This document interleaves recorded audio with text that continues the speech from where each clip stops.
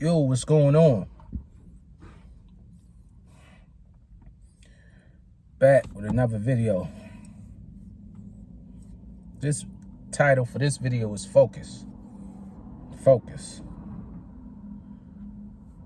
Why is it important to remain focused in this world? Because it's almost like the world we live in now with social media and all the things that come with that.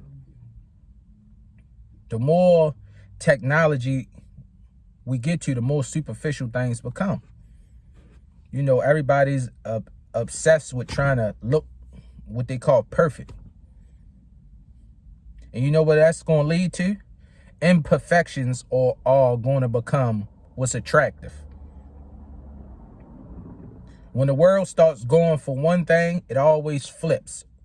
Just like now, it's like women are more on top. Men had it, now women are having it. You know what I mean? Remember, trying to be perfect was what everybody chased. So if you had imperfections, people would do whatever to try to be perfect. That's where we at now. People changing their face, their teeth, their body. Everybody trying to have this so-called perfect look. And what happens when you get to that point? Well, you don't know what's fake, what's not, what's made up. And then the people with the imperfections will be looked at as unique. And then the world will return back. You know, basically what I'm trying to say is being yourself always outlasts. Stand focused on what you're trying to accomplish. Being unique to who you are. Embracing everything about you. Because this world is made to like tear you apart. You know, social media has become like a whole nother world in itself. People are living through this app with filters. It's like reality is not even reality no more. People will dress their self up on the social media with filters and angles and believe that's them. When in real life, it's the opposite. Now we got the virtual reality shit. It's like people are living more and more in these phones.